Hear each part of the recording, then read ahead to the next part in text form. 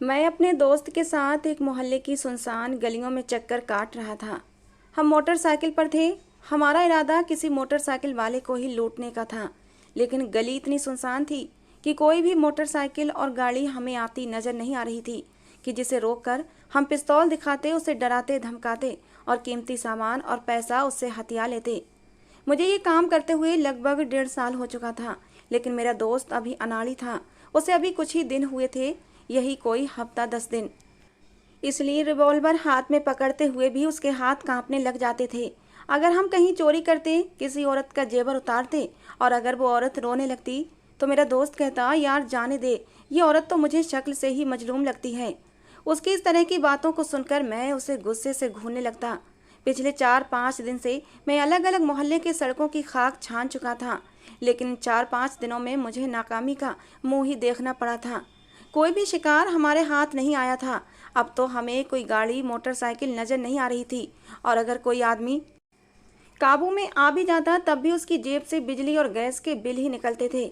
4 दिन में मैंने कुछ भी चोरी नहीं की थी। मैंने सोचा क्यों ना हम आज एक घर पर ही जाकर डाका डाल लें, कुछ ना कुछ तो निकलेगा। जिस इलाके में हम मौजूद थे वहाँ ज़्यादातर लोअर मिडिल क्लास घराने ही थे। मैंने अपने दोस्त से कहा कि इस बार मैं किसी भी कीमत पर खाली हाथ नहीं जाऊंगा। ये सोचकर ही जिस दरवाजे के बाहर हम लोग खड़े थे उसी की दीवार फलांग कर अंदर चले गए। उस वक्त आंगन में अंधेरे का राज था। मेरे हाथ में छोटी सी एक टॉर्च लाइट थी। मैंने वो टॉर्च लाइट जलाई तो ये देखकर हैरत हुई थी कि वो घर तो बहुत ही छोटा सा था। आंगन में 2 चारपाइयाँ बिछी हुई थीं, जहाँ पर 2 औरतें लेटी हुई थीं। मैंने अपने दोस्त से धीरे से सरगोशी की कि सबसे पहले इनके कमरे की तलाशी लेते हैं, जो कुछ भी होगा कमरे में होगा। धीरे से चलते हुए हम उस घर के कमरे में चले गए थे। कमरे में एक पुराना सा पलंग पड़ा हुआ था और लोहे की अलमारी रखी थी, जिसमें चाबियां भी लगी हुई थीं। मैंने अलमारी खोलकर देखा तो बिल्कुल खाली थी। कपड़ों के अलावा वहाँ कुछ भी नहीं था। मैंने सारे कपड़े उठा उठाकर जमीन पर फेंक दिया था। एक एक चीज देख ली थी, लेकिन अलमारी में से कोई भी कीमती चीज नहीं मिली थी। ये देखकर मैं फिर से मायूस हुआ था, लेकिन मुझे अब गुस्सा भी आने लगा था। इसी तरह मैं दूसरे कमरे में भी गया। हर चीज तहस नहस करके रख दी थी, लेकिन एक फूटी कौड़ी भी नहीं मिली थी। अब तो मेरा खून गुस्से के मारे खौल उठा था। 4 दिन से एक भी चोरी नहीं की थी। पता नहीं लोगों में इतनी गरीबी क्यों छा गई थी। घर में कुछ था ही नहीं कि जिसकी चोरी की जाती। जैसे ही मैं कमरे से बाहर आया तो आंगन में चारपाई पर बैठी औरत को देखकर चौंक गया था। वो औरत लगभग 50 साल की उम्र की थी, जो चारपाई पर उठकर बैठ चुकी थी और आंखें फाड़े हमें ही देख रही थी। उसके बराबर में सो रही लड़की अब भी गहरी नींद में थी। 4-5 दिन से मैं नाकामी का मुंह देख रहा था। मुझे न जाने क्यों उस बुढ़िया पर गुस्सा आने लगा। मैं उसके पास गया। मैंने कहा, जल्दी से खड़ी हो और सोना चांदी पैसा घर में जो भी है लाकर मुझे दे दे। मेरे ऊंचा ऊंचा बोलने पर वो लड़की भी उठकर बैठ गई थी। शायद इस बुढ़िया की बेटी थी। मैंने टॉर्च लाइट जब उसके चेहरे पर डाली तो मेरे होश उड़ गए थे। वो लड़की तो बेहद खूबसूरत थी। यूं हम दोनों को अपने घर में देखकर वो भी बहुत ज़्यादा डर गई थी। कम उम्र थी, 17-18 साल की लड़की थी। मैं धीरे धीरे कदम उठाता उस बुढ़िया के पास आया। जेब से पिस्तौल निकालकर उसके सर पर रख दी। ये देखकर वो लड़की चीख पड़ी थी। कहने लगी, भगवान के लिए मेरी माँ को कुछ मत करना। मैंने उस बुढ़िया से कहा कि जल्दी से अपने घर में जो भी सोना चांदी पैसा है मुझे लाकर दे, वरना मैं तुम दोनों को गोली से उड़ा दूंगा। मेरी बात सुनकर बुढ़िया रोने लगी। कहने लगी, बेटा मेरे पास कुछ नहीं है, हम तो खुद गरीब लोग हैं। बड़ी मुश्किल से अपनी रोजी रोटी का इंतजाम करते हैं। जो कमाते हैं वो रोज ही ख़त्म हो जाता है। मैंने कहा, खबरदार, जो तूने मुझे अपनी गरीबी के दुखड़े सुनाने शुरू किए, मैं खाली हाथ तेरे घर से हरगिज नहीं जाऊंगा। मैंने पिस्टल उस बुढ़िया औरत के सर पर तानी हुई थी और वो लड़की ये देखकर बहुत ज़्यादा डर चुकी थी। डर के मारे थर थर काँप रही थी, साथ ही साथ रो भी रही थी। वो औरत कहने लगी, मेरे पास कुछ नहीं है। मैंने पिस्टल के बटन पर उंगली रखकर दबाना शुरू ही की थी कि तभी वो लड़की अचानक से हाथ जोड़कर मेरे सामने आ गई। कहने लगी, भगवान के लिए मेरी माँ को कुछ मत करना, मैं देती हूँ तुम्हें सोना भी और पैसे भी। ये सुनकर मैंने हैरत से उस लड़की को देखा था। वो लड़की तो बहुत ही डरपोक थी, बहुत घबराई हुई थी और इस हालत में उसका हुस्न देखने लायक था। मैं न चाहते हुए भी उसे ही देखे जा रहा था। पूरे घर की तलाशी तो मैं पहले ही अच्छी तरह ले चुका था। घर में कुछ भी न था, फिर वो कहाँ से मुझे सोना चांदी देती। मैं तो बस उस औरत को परेशान और डराने की कोशिश कर रहा था ताकि अपना डर और खौफ फैलाकर वहां से चला जाऊं। मैंने पिस्तौल औरत के सर से हटाई और उस लड़की के पास जाकर खड़ा हो गया। मैंने कहा, चलो मेरे साथ। तुमने जेवर और पैसा आखिर कहाँ छुपा रखा है? मुझे लगा वो लड़की मुझे कमरे में लेकर जाएगी, लेकिन वो मुझे कमरे में लेकर नहीं गई थी, बल्कि मुझे आंगन में लगे एक पेड़ के नीचे लेकर आ गई और एक जगह बैठकर मिट्टी खोदने लगी। ये देखकर मेरी अक्ल हैरान हुई थी। उसने कहा, पैसे छिपा रखे थे मैंने यहीं इसी जगह पर। उसने जल्दी जल्दी एक गहरा सा गड्ढा खोदा और फिर 10,000 रुपये उस गड्ढे से निकाल कर मुझे देने लगी। साथ में सोने की एक चैन और एक अंगूठी भी थी, वो भी उसने मेरे हाथ पर रख दी। मैं उसे ही देख रहा था। उसके हाथ बेहद दूधिया थे, खुद भी दूधिया रंगत की मालिक थी। उसके चेहरे के नक्श भी बहुत हसीन थे। इस वक्त वो मिट्टी खोदने में इस कदर बिजी थी कि उसे अपने दुपट्टे का भी होश नहीं था, जो उतरकर उसकी गोद में गिर चुका था। मेरी नजरें थीं कि उससे हटने को तैयार न थीं। न जाने क्यों मेरा दिल उस लड़की पर बेईमान सा हो चुका था। हालांकि मैं खुद शादीशुदा था, मेरी पत्नी थी, मेरी एक बेटी थी। चोरी करना मेरी मजबूरी थी और वो थी मेरी गरीबी। फिर मैं जब घर पर फाके होने लगे तो मैं हर जायज नाजायज तरीके से कमाना शुरू कर दिया था, क्योंकि दिन भर की मेहनत मजदूरी के बाद भी मैं इतने पैसे घर नहीं ला पाता था जिससे अपनी पत्नी और अपनी बच्ची का पेट भर सकता। और एक दिन की चोरी हमें इतना दे जाती थी कि हम हफ्ता भर बैठकर आराम से खा पी सकते थे। मेरी पत्नी ने आज तक मुझसे नहीं पूछा था कि मैं ये जो कुछ कर रहा हूँ जायज़ कमाई है या फिर नाजायज़। वो तो मेरी जेब से पैसे निकालती, नई नई चीज़ें घर के लिए ले लेती थी। मेरे घर में बहुत जल्दी एसी, फ्रिज, यहाँ तक कि नया फर्नीचर सब कुछ आ चुका था। मैंने चोरियाँ लगभग 1-1.5 साल पहले शुरू की थीं, लेकिन कभी किसी औरत की तरफ गंदी नज़र से नहीं देखा था। लेकिन ये सच है कि उस लड़की के हुस्न पर मैं मर मिटा था। उस लड़की ने सब कुछ निकाल कर मेरे हाथ में रख दिया था। कहने लगी, बस अब और कुछ नहीं है हमारे पास। भगवान के लिए मेरी माँ को कुछ मत कहना। हम दोनों ही एक दूसरे का सहारा हैं और मेरी माँ के सिवा मेरा कोई नहीं है। वो लड़की मेरे हाथ जोड़कर विनती कर रही थी, लेकिन मेरी नज़रें तो अब भी उसके हुस्न पर टिकी हुई थीं, जो मुझे बुरी तरह घायल कर चुका था। मैंने जेवर और पैसे अपने दोस्त को पकड़ाए और कहा, इन सबको रुमाल में बांध लो। वो औरत रोते हुए कहने लगी कि ये मैंने अपनी बच्ची के दहेज के लिए इकट्ठे किए हैं। पाई पाई करके मैंने ये सामान जोड़ा है। भगवान के लिए ये सब कुछ लेकर मत जाओ, किसी गरीब की हाय मत लो। मैंने पाई पाई जोड़कर ये सब कुछ बनाया है। लेकिन मुझ पर उनके आंसुओं का कोई असर नहीं हुआ था। मैं इतने पाप कर चुका था कि मेरे दिल पर काली स्याही फैल चुकी थी। अब किसी के आंसू विनती करना मुझ पर असर नहीं करता था। जाने से पहले मैंने उस लड़की से कहा, मेरे साथ कमरे में चलो। ये सुनना था कि उस लड़की के साथ उसकी माँ का भी रंग उड़ गया था। उसकी माँ जल्दी से मेरे पैरों में गिर गई, कहने लगी, भगवान के लिए ये जुल्म मत करना। जो कुछ हमारे घर में जमा पूंजी थी वो सब कुछ तुम लेकर जा रहे हो। ठीक है, ले जाओ, हम मना नहीं करते, बल्कि मेरी बच्ची ने खुद अपने हाथों से निकाल कर वो जमा पूंजी तुम्हें दे दी है, लेकिन मेरी बच्ची को बर्बाद मत करना। ये सब सुनकर मेरा दोस्त मुझसे कहने लगा, ये क्या कर रहे हो तुम? देखो, चोरी तक तो बात ठीक है, लेकिन ये सब करना पाप है। उसकी बात अभी पूरी भी नहीं हुई थी कि मैंने पिस्टल उसके सर पर तान दी थी। मैंने कहा, ज़्यादा बकवास की तो तुम्हें भून कर रख दूंगा। शैतान पूरी तरह मेरे दिमाग पर हावी हो चुका था। मुझे किसी भी बात का कोई एहसास नहीं था। मैंने बड़ी बेदर्दी से उस लड़की का बाजू पकड़ा और उसे खींचते हुए कमरे में ले जाने लगा। वो लड़की रोने लगी, अपनी माँ से कहने लगी, माँ मुझे बचा लो। फिर मुझसे कहने लगी, भगवान के लिए मुझे बर्बाद मत करो। मेरी मंगनी हो चुकी है, मेरा रिश्ता टूट जाएगा, कोई भी लड़का मुझसे शादी नहीं करेगा। भगवान के लिए मेरी इज्जत पर दाग मत लगाओ।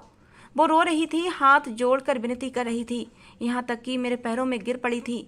लेकिन मेरी आंखों में तो इस वक्त शायद पट्टी बंध चुकी थी। मैंने उसकी इज्जत को बुरी तरह तार तार करके रख दिया था। बड़ी ही बेरहमी से मैं उसके साथ पेश आया था। वो खुद को मुझसे छुड़ाने लगती तो मैं उसे मारने लगता। उसकी इज्जत को रौंद के मैं कमरे से बाहर आया था। उसकी सिसकियों की आवाज़ें अब भी मेरे कानों में गूंज रही थीं। मैं बाहर आया तो उसकी माँ बेजान शरीर के साथ चारपाई पर बैठी हुई थी। उसकी रंगत बिल्कुल सफ़ेद पड़ चुकी थी। नज़र झुकाए वो यूं बैठी थी जैसे अपना सब कुछ हार बैठी हो। लेकिन मैं कमीनगी से हंसता हुआ वहाँ से बाहर चला गया था। अपने किए पर मुझे कोई भी अफसोस नहीं था। जैसे ही मैं बाहर निकला, मेरा दोस्त मुझसे कहने लगा, ये तुमने अच्छा नहीं किया। वो नया नया इस काम में शामिल हुआ था, इसलिए उसका ज़मीर पूरी तरह मरा नहीं था। मैंने तो गरीबी के हाथों मजबूर होकर बहुत जल्दी ही अपने जमीर का गला घोंटकर उसे मार दिया था। पहले मैंने चोरी चकारी शुरू की और फिर शराब भी पीने लगा था, और आज तो मैंने ये पाप भी कर लिया था। मुझे ना पहली चोरी करते हुए शर्म आई थी, और ना ही पहली बार शराब का गिलास पीते हुए, और ना ही आज ये पाप करते हुए मुझे शर्म आई थी, और ना ही कोई अफसोस था। मेरा दोस्त मुझे नफरत और गिरी हुई नज़र से देख रहा था, और फिर तेज तेज कदम उठाकर मुझसे आगे चलने लगा। कहने लगा, चोरी तक तो ठीक था, तुम गरीबी के हाथों मजबूर थे और मैं भी गरीबी का सताया हुआ था, तभी तो तुम्हारे साथ चोरी में शामिल हो गया था। मगर हमारे उसूलों में ये कहीं भी नहीं लिखा कि हम किसी औरत की इज्जत तार तार करें।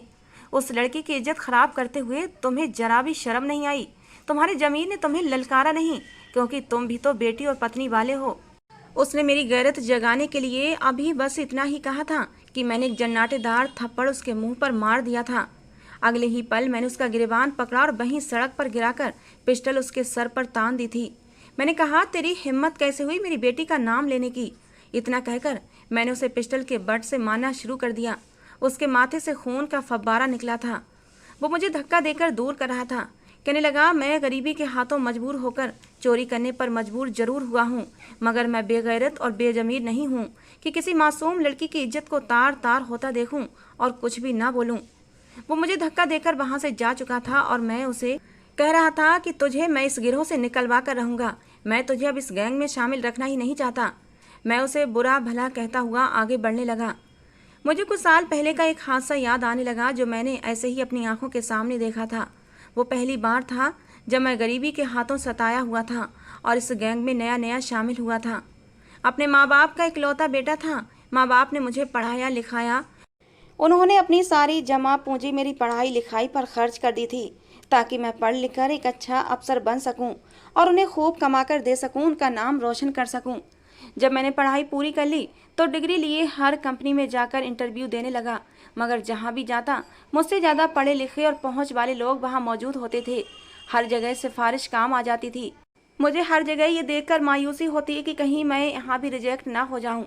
मुझे पहले ही वहाँ पहुँचे हुए लोग मौजूद होते थे। कुछ लोग मेरे जैसे भी होते थे जो मायूसी भरी बातें करते थे। कहने लगते, ये तो सारा सिफारिश का काम होता है। हमसे कम ग्रेड लेने वाले लड़के की अभी अभी हमारे सामने ही सिफारिश आई है।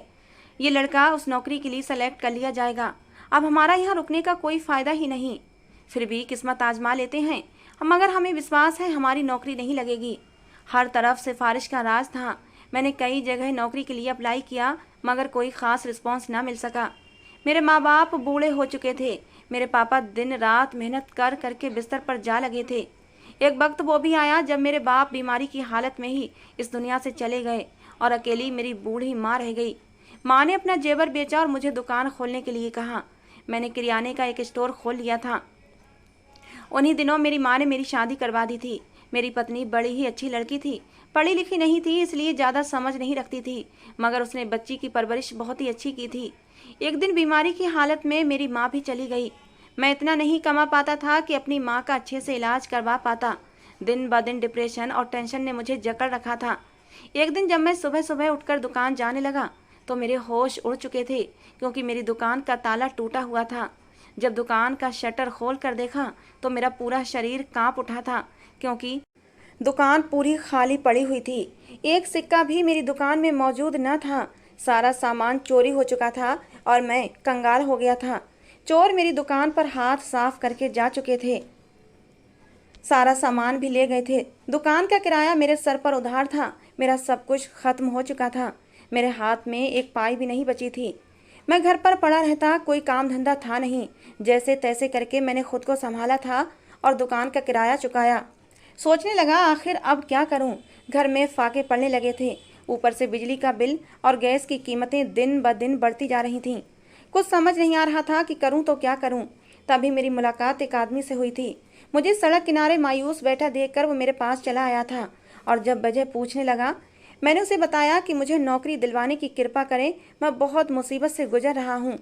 मेरी हालत को देखते हुए उसने मुझे नौकरी दिलवाने का वादा किया था और फिर अपने साथ ले गया। लेकिन मुझे पहले ये नहीं पता था ये लोग मुझसे क्या काम करवाएंगे। वहाँ जाकर मुझे पता चला कि ये लोग मुझसे चोरी चकारी करवाना चाहते थे। मेरा ज़मीर फौरन जाग उठा था। मैंने मना कर दिया। मैंने जब बीवी बच्चों को भूखा देखा तो फिर मजबूरन उनके पास दोबारा चला गया। मैंने कहा कि मैं भी छोटी मोटी चोरी कर लिया करूँगा, मगर इससे बड़ा पाप कभी नहीं करूँगा। वो लोग मान गए थे। मेरी पहली चोरी थी जब मैं उनके साथ एक घर में गया था। उन्होंने वहाँ एक लड़की के साथ ऐसे ही जुल्म किया था जैसे आज मैंने किया था। मैंने ये जब मंजर देखा था तो उन्हें गाली गलौज देने लगा था और घर से निकल आया। मगर वो लोग कहने लगे, अभी तुम इस मामले में नए नए हो इसलिए ऐसा कर रहे हो, जब तुम्हें आदत हो जाएगी तुम्हें ये सब कुछ नॉर्मल लगने लगेगा। और फिर वाकई मुझे इन सब चीज़ों की आदत हो चुकी थी और आज पहली बार मैंने ये सब कर भी लिया था। मैं बहुत खुश था। एक तो उस खूबसूरत लड़की के साथ रात रंगीन की थी, ऊपर से मेरे हाथ में 10,000 रुपये, सोने की एक चैन और सोने की अंगूठी भी थी, जिसे देख देख कर मैं खुश हो रहा था। मैं वो सामान लेकर अपने घर की तरफ बढ़ रहा था कि सुबह जाकर चोरी के सामान में से 10% सरदार को दे दूंगा, क्योंकि हम अपनी चोरी का सामान का 10% सरदार को दे दिया करते थे। लेकिन सरदार का फ़ोन आ गया। सरदार ने हम सबको अभी रात को ही अपने पास बुलाया था। कहने लगा, आज महीने का पहला हफ्ता है और हमेशा की तरह तुम लोगों ने जो भी कमाया है उसका 10% सरदार के पास रखोगे। मैंने भी जो कमाया था वो लिया और सरदार के पास चला गया। यह हमारा एक खुफिया अड्डा था जहाँ पर इस वक्त हम 20 लोग मौजूद थे, जो अलग अलग गिरोह की शक्ल में लोगों के घरों में चोरियाँ किया करते थे। मैंने आज जो कुछ कमाया था उसमें से कुछ हिस्सा सरदार को दे दिया था। सरदार देखकर खुश हुआ था। जब मैंने घड़ी में समय देखा तो काफ़ी देर हो चुकी थी। रात के 3:30 बज रहे थे। मैंने जल्दी से मीटिंग को ख़त्म किया और फिर घर की तरफ जाने लगा। न जाने क्यों मुझे आज कुछ अजीब सा महसूस हो रहा था, जैसे कुछ गलत होने वाला है या फिर हो चुका है। इस बात में कोई शक नहीं था, आज मैंने जो कुछ किया था वो आज से पहले कभी नहीं किया था। चोरी, चकारी, मार, लूट, शराब और सिगरेट तो जैसे मेरे लिए आम बात थी, मगर जो कुछ मैंने आज उस मासूम और कम उम्र लड़की के साथ किया था इससे पहले नहीं किया था। मैंने अपने दिल को समझाया, शायद ये घबराहट इसी वजह से है। मैंने अपना सारा ध्यान अपनी पत्नी और अपनी इकलौती बेटी रिया की तरफ लगा लिया। मैंने कुछ पैसों से अपनी बेटी रिया के लिए सामान खरीदा और कुछ पैसों से सामान अपनी पत्नी के लिए भी खरीद लिया था। ये मुंबई शहर था और यहाँ पर दुकानें रात गए तक खुली रहती थीं।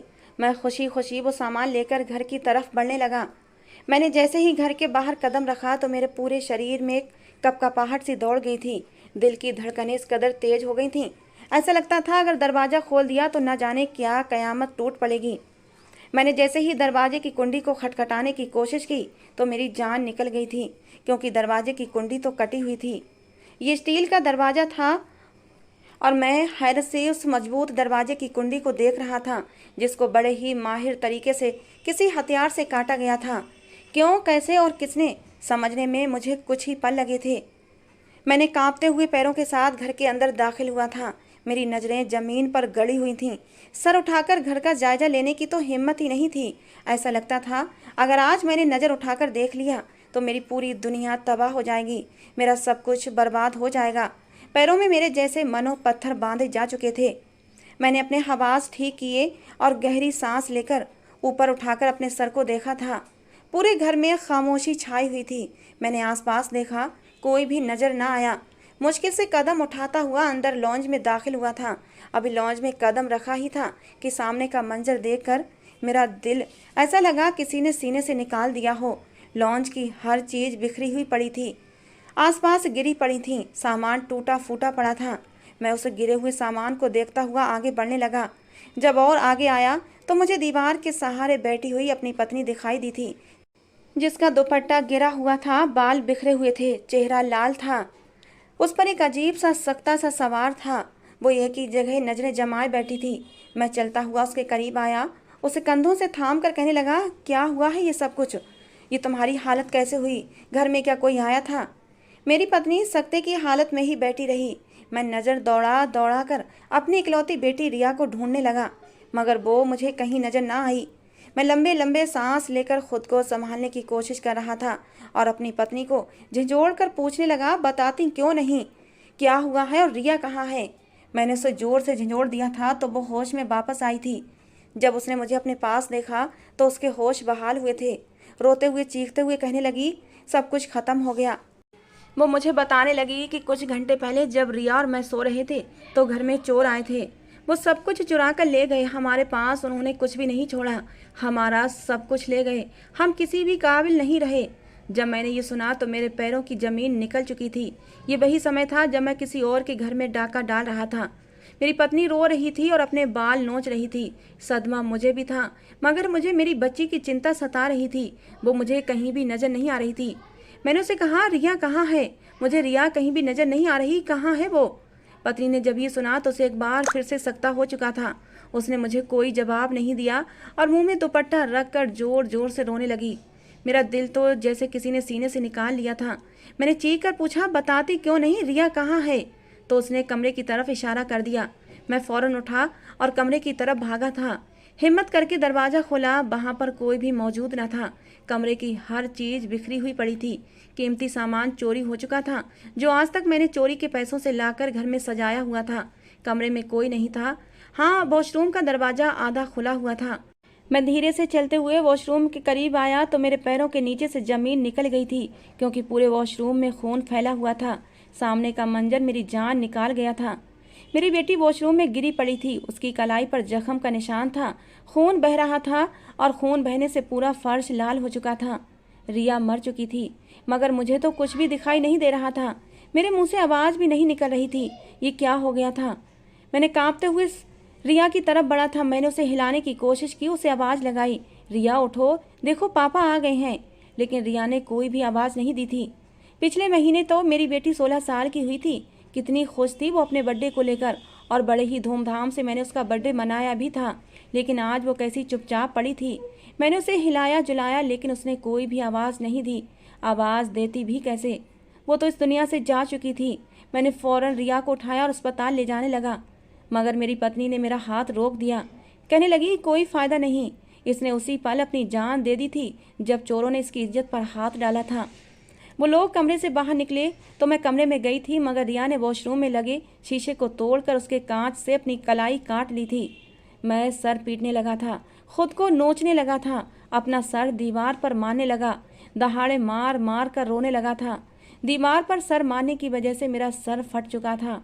आखिर ये सब कैसे हुआ था? आज मैं किसी और की इज्जत पर हाथ डाल रहा था और वही सब कुछ पलटकर मेरी बेटी के पास आया था।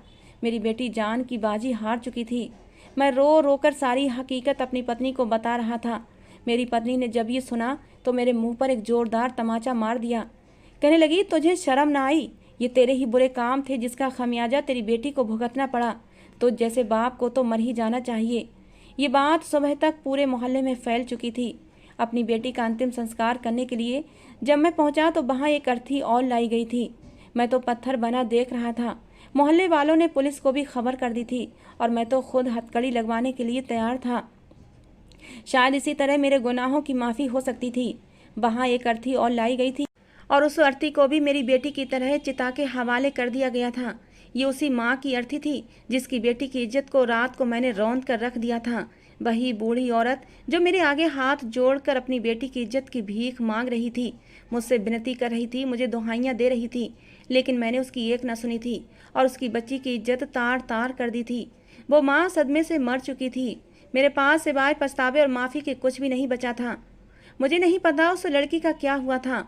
उस रात जब मैं उसके साथ ज़बरदस्ती कर रहा था, उसने मुझे रोते हुए विनती की थी कि हम माँ बेटी एक दूसरे का सहारा हैं।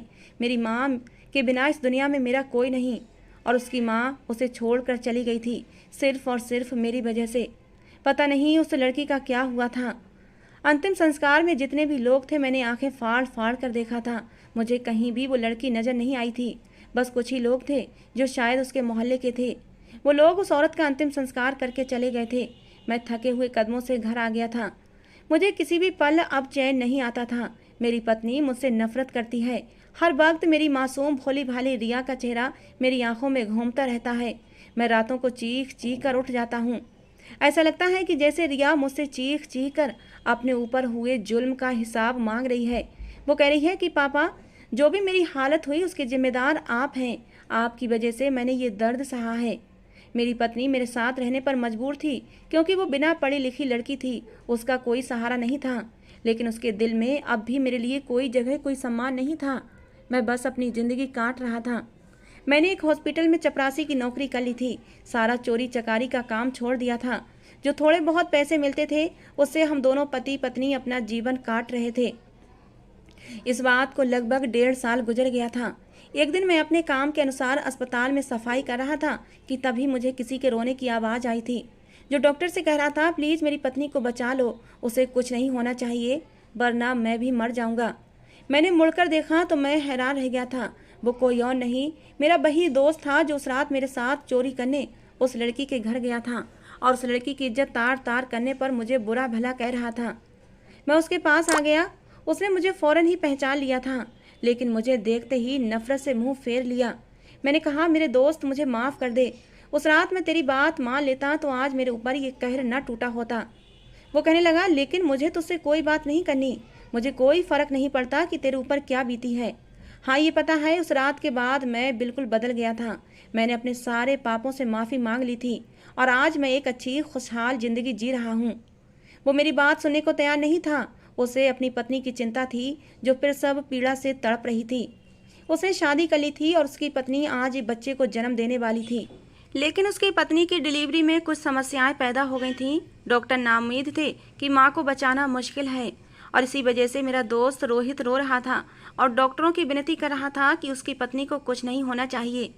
लेकिन भगवान की कृपा हुई थी कि सब कुछ नॉर्मल हो गया था। डॉक्टरों की जी तोड़ कोशिश के बाद उसकी पत्नी ने एक सेहतमंद बच्चे को जन्म दिया था। उसकी पत्नी ने एक चांद से बेटे को जन्म दिया। वो बहुत खुश था, पूरे अस्पताल में मिठाई बांट रहा था। मैं उसके खुशी से चमकते चेहरे को देख रहा था। उसने बुराई के रास्ते को अपनाया जरूर था, लेकिन जल्दी ही उस बुराई के रास्ते से हट भी गया था और आज उसके जीवन में सच्ची खुशियां थीं। मैं उसके पास गया तो उसने मिठाई का एक टुकड़ा मेरे मुंह में भी डाल दिया। कहने लगा, जितनी भी खुशियां मेरी जिंदगी में हैं सिर्फ तुम्हारी वजह से हैं। मैं हैरत से उसका मुंह देख रहा था। कहने लगा, मेरी पत्नी से नहीं मिलोगे? मैंने हाँ में सिर हिला दिया। कहने लगा, तुम दूर से ही मेरी पत्नी को देखना, मैं नहीं चाहता तुम उसके सामने जाओ। तुम्हारे जैसे इंसान का साया भी मैं अपनी पत्नी और अपने बच्चे पर पड़ने देना नहीं चाहता। मैं उसकी बात पर शर्मिंदगी से सर झुका गया था। वो मुझे कमरे के सामने ले गया और एक खिड़की खोल दी और मैंने जब खिड़की से अंदर देखा तो मैं दंग रह गया था। उसकी पत्नी कोई और नहीं, वही लड़की थी जिसकी इज्जत मैं उस रात रौंद आया था। आज उस लड़की के चेहरे पर सच्ची खुशी चमक रही थी। बीते हुए दर्द का कोई भी निशान उसके चेहरे पर नहीं था। शायद वो अपने गुजरी हुई तकलीफ और दर्द भरे पलों को भूल गई थी। रोहित की मोहब्बत ने उसे सब कुछ भुला दिया था। मैं एकदम ही खिड़की से हट गया था।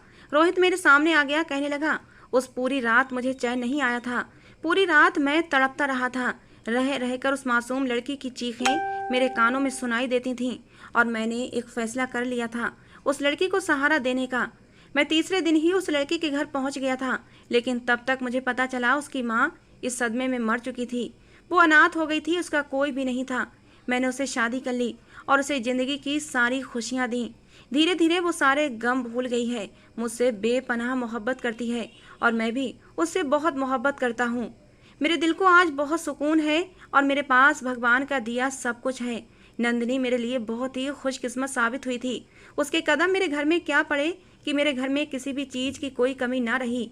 आज मैं उसके साथ एक खुशहाल ज़िंदगी जी रहा हूँ और तुमने जो पाप किए थे उनकी सज़ा तुम भुगत रहे हो। मुझे पहले ही पता चल गया था कि तुम्हारी बेटी के साथ क्या हुआ था, लेकिन मैं तुम्हारा चेहरा भी देखना नहीं चाहता था, इसलिए मैंने तुमसे मिलने की कभी कोशिश ना की। और आगे भी हाथ जोड़कर विनती है कि मेरी ज़िंदगी में कभी दखलंदाजी मत करना, क्योंकि तुम जैसे इंसान से दूर रहना ही अच्छा है। ये कहकर रोहित चला गया था अपनी पत्नी और अपने बच्चे के पास। मैंने खिड़की से झांक कर देखा, वो अपने बच्चे को गोद में लेकर उसके माथे को चूम रहा था। उसके बाद उसने अपनी पत्नी के माथे को भी चूम लिया था। कितना खुशहाल परिवार था। मेरी आंखों में आंसू आ गए थे। काश मैं वो सब कुछ न करता तो मेरा भी ये खुशहाल परिवार होता। मैं थके थके कदमों से अपने घर वापस लौट आया था, जहाँ मेरे लिए कुछ भी नहीं था सिवाय मेरी पत्नी की नफरतों के। दोस्तों, आज की हमारी ये कहानी कैसी थी ज़रूर बताना। पसंद आई हो तो प्लीज़ लाइक करना। रोज़ एक नई कहानी सुनने के लिए हमारे चैनल को भी सब्सक्राइब करना।